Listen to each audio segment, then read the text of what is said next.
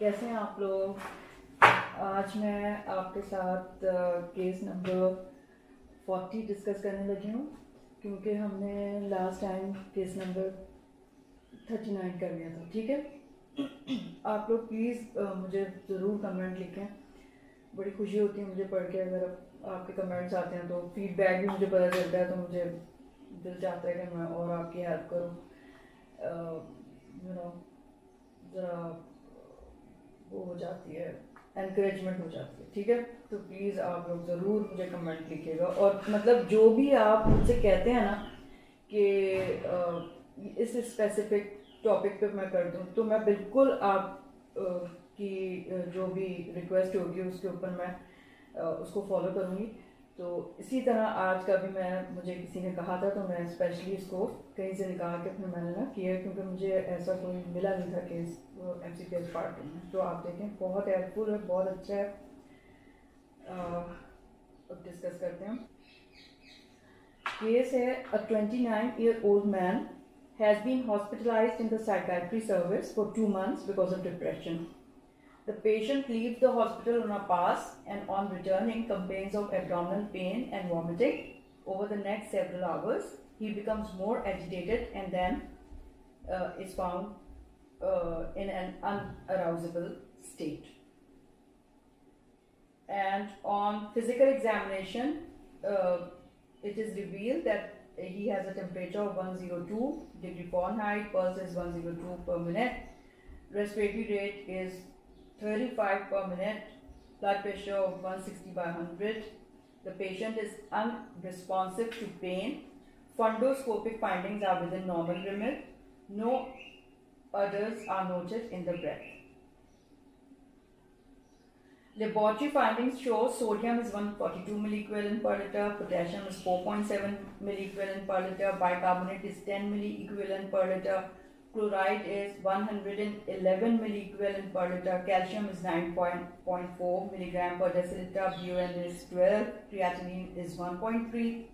Arterial blood gases show pH of 7.2, PCO2 of 17 millimeter of mercury, and PO2 is 100 millimeter of mercury. ठीक है, अब देखें, इसमें जो केस बताया हुआ ना, वो यंग मैन है, साइकाइट्री सर्विस में था, डिप्रेशन के लिए उसका ट्रीटमेंट हो रहा है वहाँ पे 2 महीने से। Then he leaves the hospital on a pass, और जब वो आता है तो उसके एब्डोमिनल पेन हो रहा है, वॉमिटिंग हो रही है, और फिर नेक्स्ट सेवरल आवर्स में जो है ना एजिटेटेड हो जाता है और फिर अनकॉन्शियस हो जाता है। ठीक है, फिजिकल एग्जामिनेशन में इसका 102 टेम्परेचर है, 102 पल्स है, रेस्पिरेटरी रेट आप देखें कितना बड़ा हुआ है, 35 पर मिनट। ब्लड प्रेशर भी थोड़ा सा इंक्रीज है, 160-100 है, और अनरिस्पॉन्सिव है। फंडोस्कोपिक फाइंडिंग नॉर्मल है, अडर कोई भी उसके नहीं आ रही है ब्रेथ में। सोडियम सही है, पोटेशियम सही है, बाइकार्बोनेट बहुत कम हुआ है, क्लोराइड जो है वो बढ़ा हुआ है, कैल्शियम 9.4 है, BUN भी ठीक है, कैटनीन बस ज़रा सा 1.3 हुआ है।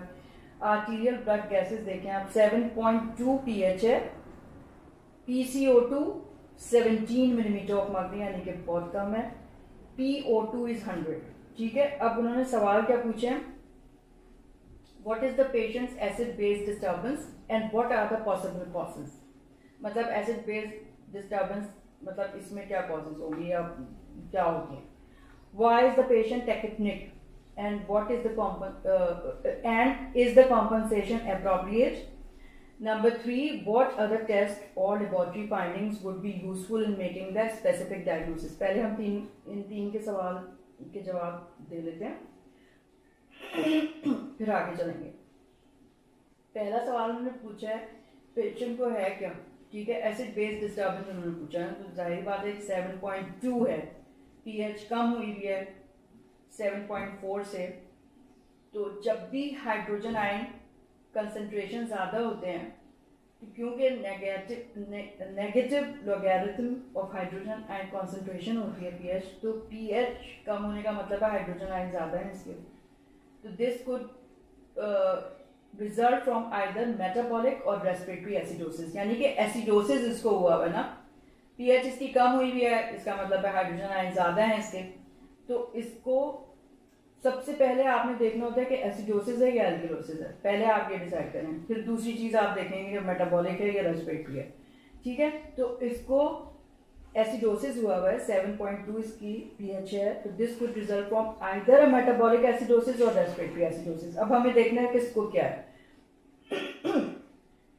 कॉम्बिनेशन ऑफ लो PCO2 यानी partial pressure of carbon dioxide तो कम हुआ है ना इसका, 17 मिलीमीटर ऑफ मर्क्यूरी है, and a low serum bicarbonate, bicarbonate भी इसका कम हुआ है, ठीक है। तो 10 मिलीमीटर ऑफ मर्क्यूरी, क्योंकि वो उससे प्रोपोर्शनेट होगा ना। Concentrations confirms the presence of metabolic acidosis. जब भी जो है एसिडोसिस के साथ अगर PCO2 कम हुई है और बाइकार्बोनेट भी कम है, तो उसका मतलब है कि मेटाबॉलिक एसिडोसिस है। In addition anion gap is elevated. अब आपको आना चाहिए कि क्योंकि दो टाइप के मेटाबॉलिक एसिडोसिस होते हैं, एक normal anion gap metabolic acidosis होता है, दूसरा होता है हाई एनाइन गैप या increase A9 gap metabolic acidosis. तो सबसे पहले जब आपने एसिडोसिस देख लिया, आप एनाइन गैप आपने जो है वो कैलकुलेट करना है। फॉर्मूला क्या होता है, plasma sodium minus plasma chloride plus plasma bicarbonate, इससे आप निकालते हैं एनाइन गैप, ठीक है। नॉर्मल 12 होता है, 12 प्लस माइनस 2, तो मिलीमोल पर लीटर पे हम उसे नापते हैं। तो इसमें आप देखें, अगर जो प्लाज्मा सोडियम इन्होंने बताया था, क्या पीछे देखें, 142 मिली इक्विवेलेंट था, ठीक है। और बाइकार्बोनेट 10 है, क्लोराइड 111 है। तो अब हम देख लेते हैं हमने कैसे कैलकुलेट किया। प्लाज्मा बाइकार्बोनेट सोडियम जो है वो 142 है, माइनस क्लोराइड और बाइकार्बोनेट को आप जमा करते हैं, ठीक है। 101 प्लस 10 तो हो गया 142 माइनस 121। अब इसको माइनस करके देखें, 21 आ रहा है। तो अब ये ज्यादा है या कम है, जाहिर बात है ज्यादा है, 12 या 12 प्लस 2 भी 14, उससे भी ज्यादा है। तो high A9 gap metabolic acidosis हुआ है इसको। नॉर्मल एनाइन गैप जैसा कि मैंने बताया 12 millimole, so 21 is increase anion gap. तो सबसे पहले जब भी एसिडोसिस अल्कलोसिस जो कुछ भी एसिडोसिस आप देख रहे हैं, तो आप एनाइन गैप कैलकुलेट कर लें, ठीक है। उसके बाद आप क्या करेंगे, so in addition to metabolic acidosis the anion gap is elevated. The most common causes of metabolic acidosis with an increased anion gap include, अब यह आपको आनी चाहिए ना कि increased anion gap metabolic acidosis की कौन सी causes हैं और normal anion gap की कौन सी है। तो increased anion gap metabolic acidosis की causes होती हैं। उसका reason क्या है, number 1 increased acid production।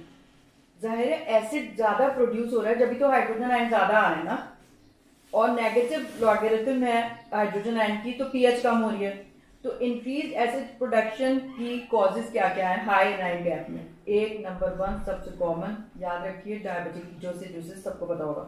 Number 2 lactic acidosis, जहां पे भी एसिड प्रोडक्शन हो रही है ना, diabetic ketoacidosis, lactic acidosis. Number 3 starvation में भी हो जाता है। Number 4 alcohol ketoacidosis. Number 5 non ketotic hyper osmolar coma.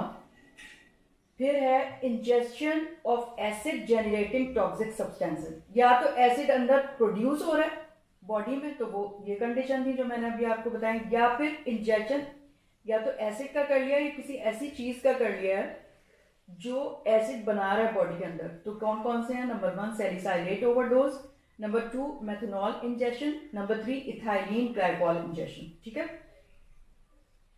तीसरा बड़ा फैक्टर क्या होता है, फेलियर ऑफ एसिड सिक्रीशन, यानी कि एसिड बन रहा है, ना एक्सोजिनस आ रहा है ना एंडोजिनस, ना कोई ऐसा टॉक्सिक सब्सटेंस लिया है, लेकिन खराबी क्या हो गई है कि एसिड एक्सक्रीट ही नहीं हो रहा यूरिन से, तो उसकी क्या कॉज होगी, acute renal failure, number 2 chronic renal failure. अब इस तरह से आप याद करें ना तो आपको सारा याद हो जाएगा, और हमेशा स्टेप वाइज चलें। सबसे पहले आप पीएच को देख के डिसाइड करें कि एसिडोसिस है या एल्कोलोसिस है। अब एसिडोसिस जब आपने देख लिया एसिडोसिस है, तो आप देखें मेटाबॉलिक है या रेस्पिरेटरी, तो उसमें आप कार्बन डाइऑक्साइड का पार्शियल प्रेशर देखें, अगर वो कम हुआ है तो मेटाबॉलिक है। आप उसमें देख लें कि जाहिर बात है कि उसमें बाइकार्बोनेट आयन भी कम हुए होंगे। और फिर आपने क्या करना है, एनाइन गैप देखना है आपने, ठीक है, वो कैलकुलेट करना है। उसका फॉर्मूला आप जहन नशीन कर लें। अब इन्होंने पूछा, तो पहले सवाल का जवाब तो ये हो गया, आई होप कि आपको अच्छे से समझ आ गया होगा। दूसरा इन्होंने पूछा है व्हाई द पेशेंट इज टेकिपनिक, क्यों उसका रेस्पिरेटरी रेट इतना बढ़ा हुआ है, 35 ब्रेथ्स पर मिनट हो रहा है ना।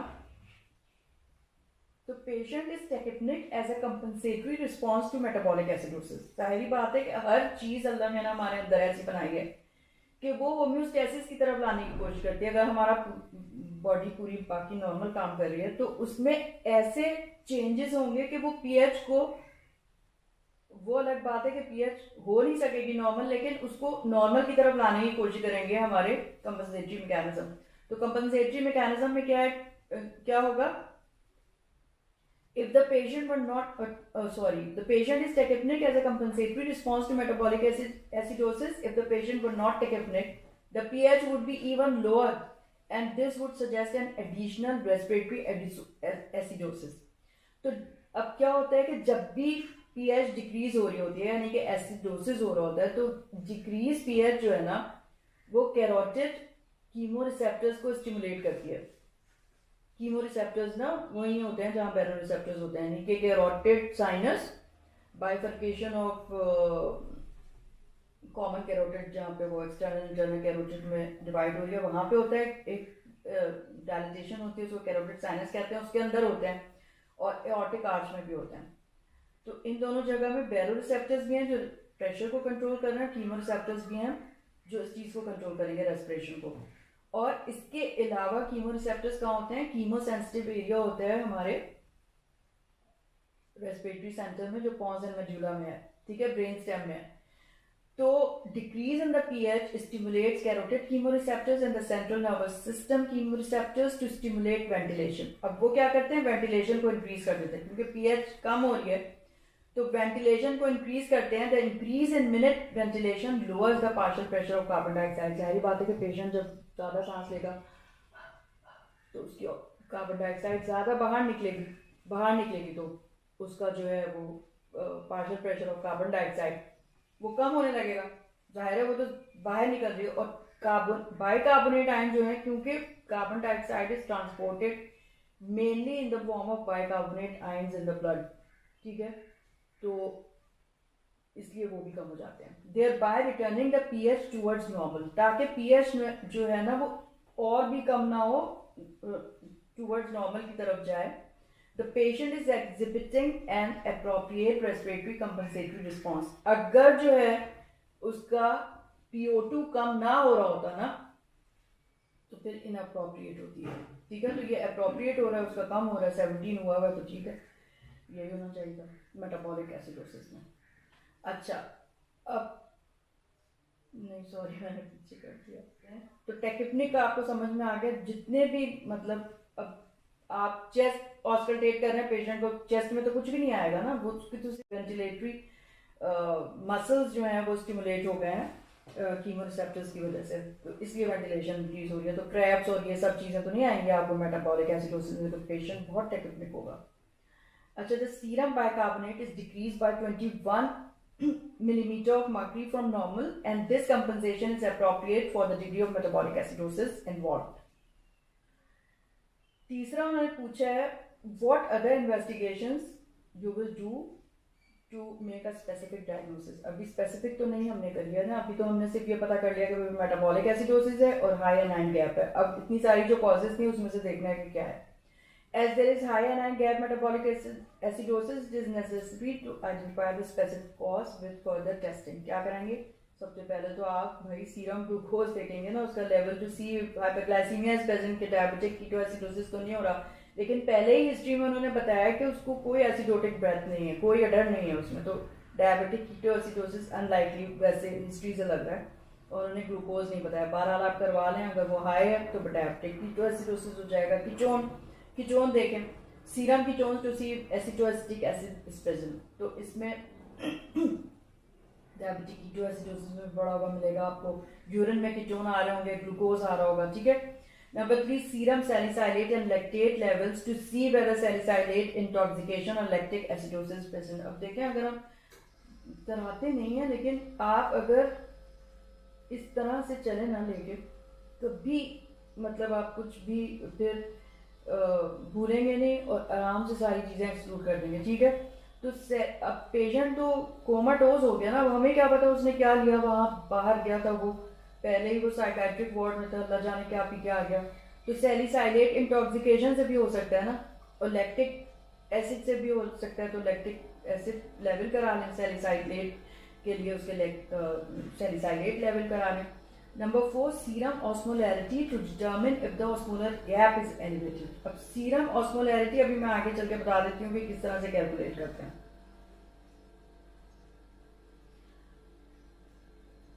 अच्छा, फिर ना सवाल देखते हैं हम। चौथा सवाल जो है इन्होंने क्या पूछा था, मैंने पीछे आपको बताया नहीं। चौथा सवाल वो कह रहे हैं, पूछा है उन्होंने, in this patient the serum glucose level proves to be normal and no serum ketones are detected. अब उन्होंने आपको मजीद इंफॉर्मेशन दे दी। The plasma osmolarity is 347 milliosmole per kilogram and the osmolar gap is calculated to be 51 milliosmol per kilogram। ये आपको अब और इंफॉर्मेशन वो दे रहे हैं कि उसको ग्लूकोज भी उसका ठीक है, कीटोन भी नहीं है, उसको ऑस्मोलैरिटी उसकी कराई आपने तो 347 आई, जाहिर है बड़ी भी, ऑस्मोलर गैप जो है 51 आ गया, ठीक है। अब आगे उन्होंने पूछा है, with this new information yielded by these additional test what possible diagnosis still remain। अब डायबिटिक कीटोएसिडोसिस तो वो हो गया, ठीक है ना, रीनल फेलियर भी एक्सक्लूड हो गया, 1.3 तो उसकी क्रिएटिनिन है वो भी नहीं है। अच्छा, what are the other conditions to be considered? In this patient, serum glucose proves to be normal and no serum ketones are detected. Plasma osmolarity is 347 milliosmol per kilogram, जो बड़ी हुई है। With the new information yielded by these additional tests, possible diagnosis to be considered are limited to either methanol or ethylene glycol ingestion। शायद वो बाहर से ये चीज भी क्या गया, ठीक है। अब क्या करेंगे, हाउ विल यू प्रोसीड, उन्होंने पूछा है। फिफ्थ कि अब आपने क्या करना है, both methanol and ethylene glycol level should be asset in the blood. तो फिर आप इनके लेवल्स भेज दीजिए।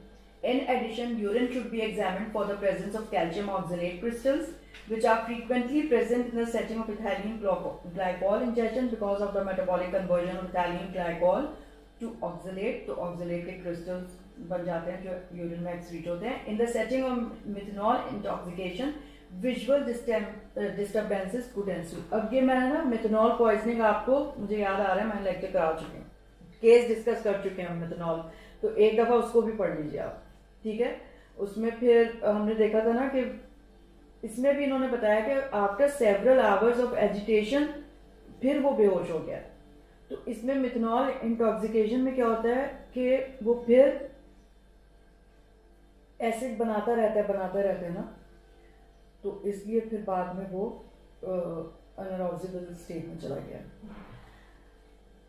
अब 6 क्वेश्चंस उन्होंने पूछा था कि treatment of that specific diagnosis उन्होंने पूछी है। The treatment of metabolic acidosis involves treating the underlying disorder। जो भी underlying disorder, diabetic ketoacidosis है तो आप उसको ट्रीट कर दें, renal failure है तो उसको ट्रीट करें जैसे भी, और अगर ये आ रहा है कि मेथनॉल पॉइजनिंग हुई है, ethylene glycol हुई है, तो in acute metabolic acidosis rapid correction of pH through the administration of bicarbonate appears to produce derangements in cardiovascular function probably caused by the paradoxical intracellular acidosis। The use of bicarbonate is controversial। ये नहीं, अब bicarbonate नहीं देंगे आप, कम हुआ है लेकिन नहीं देंगे, controversial ही है, ठीक है।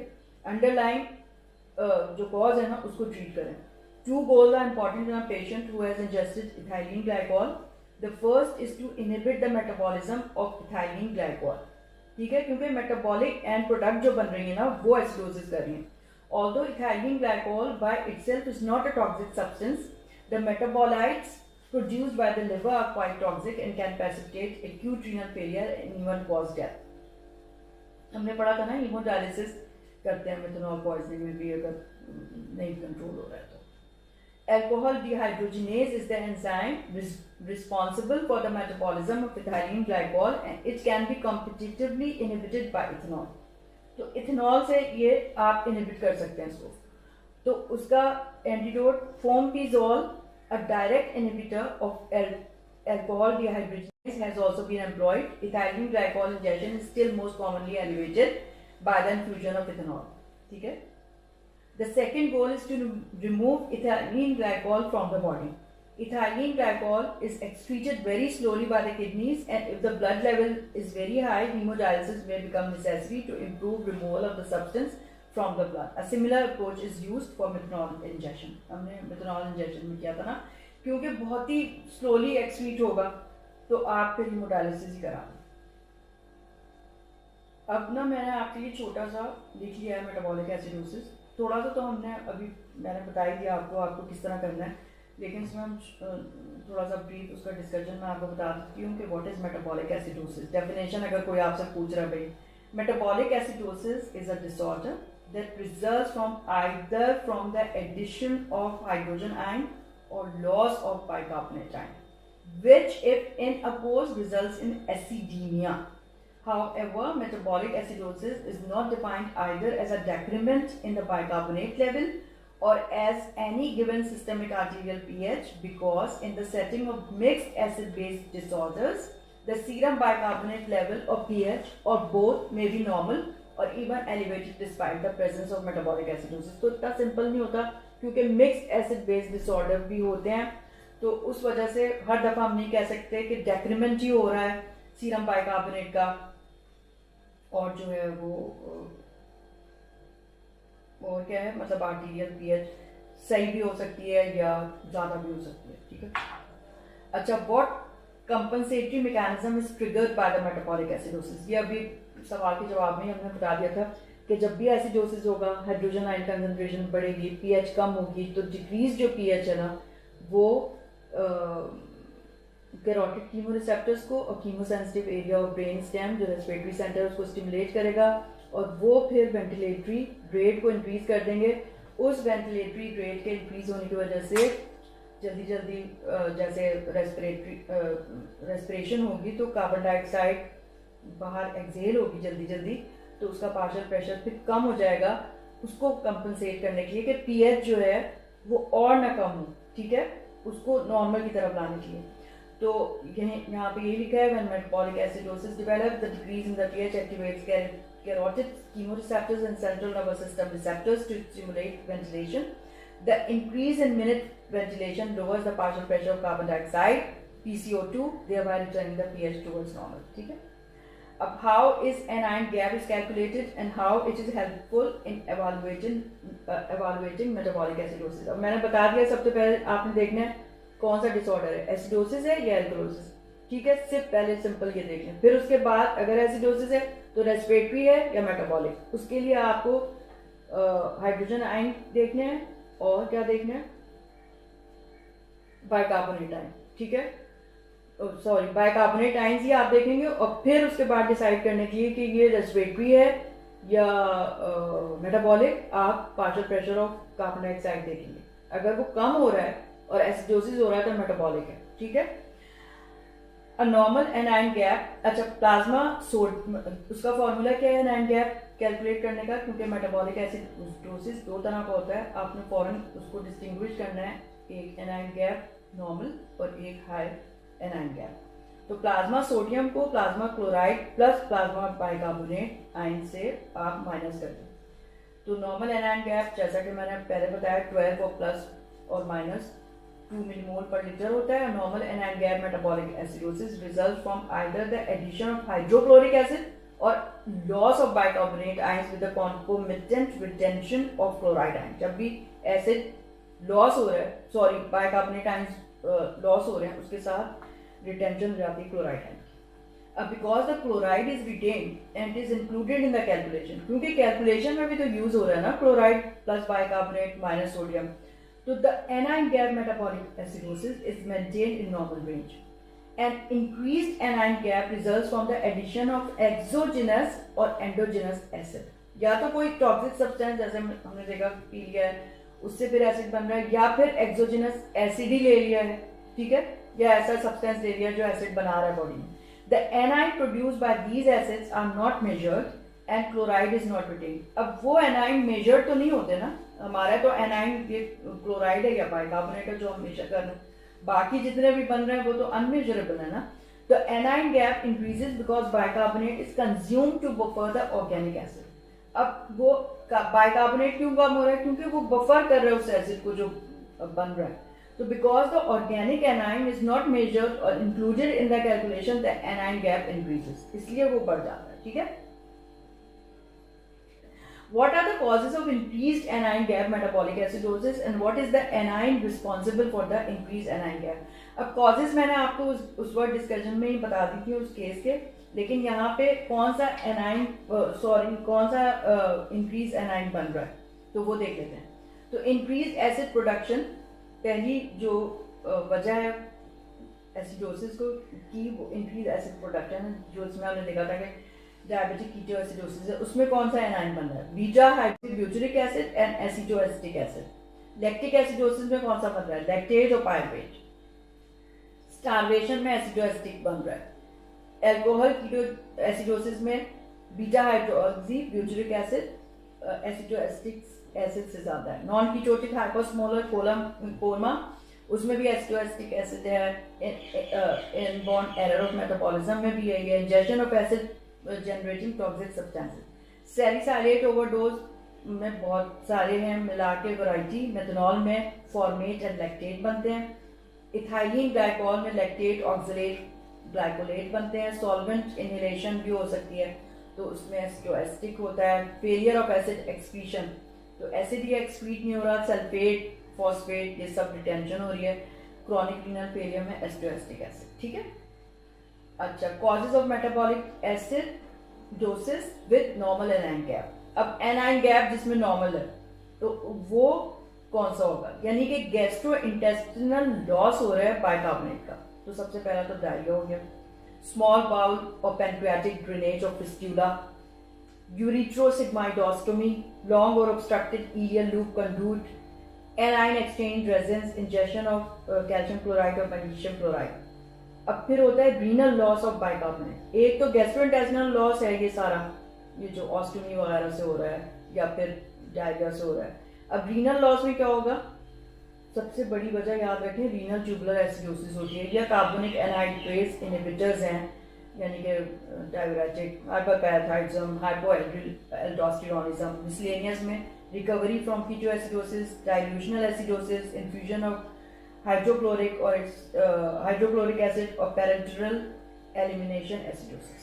ठीक है, अब इसमें से मेन जो आपको जरूरत है याद करने की वो ये है कि गैस्ट्रोइंटेस्टिनल लॉस होता है या फिर रीनल लॉस होता है। गैस्ट्रोइंटेस्टिनल लॉस में आप डायरिया ही याद रख लें और रीनल ट्यूबुलर एसिडोसिस जो है ना आप उसमें याद रखें, और कार्बोनिक एनहाइड्रेस, बस इतना भी आपका तो बता दें। How is the osmolar gap calculated and how is this value useful in evaluating metabolic acidosis? अभी तो हमने एनाइन गैप कैलकुलेट करना सीखा था ना। अब plasma osmolarity is calculated using the following formula. अब इसका आप देखें, 2 sodium plus glucose divided by 18 plus BUN divided by 2.8 plus ethanol divided by 4.6। The osmolar gap is equal to the measured osmolarity minus the calculated osmolarity. आप osmolarity लिख के भी दे सकते हैं ना, जो मतलब करके दे दो, जैसे कि इसमें बताया था 347 चल रही है। तो आप फिर एक आपने करा ली और फिर आपने खुद कैलकुलेट कर ली इससे, फिर उससे आपने माइनस कर दी। ठीक है, a normal osmolar gap is less than 10 milliosmol per kg। तो osmolar gap is equal to the measured osmolarity minus the calculated osmolarity, और 10 से कम होनी चाहिए normally. When the osmolar gap is elevated in an acidemic patient, ठीक है, गलत spelling है, ACID होना चाहिए, एसिडेमिक पेशेंट, इथाइलिन ग्लाइकोल और methanol intoxication must be strongly suspected. तो अगर ऑस्मोलर गैप भी बड़ा हुआ है तो फिर तो इथाइलिन ग्लाइकोल या मेथनॉल पॉइजनिंग होगी। देखिए कितना आसान हो गया, उसको आप कर लेंगे diagnose. What is urinary anion gap UAG and in what circumstances it is useful.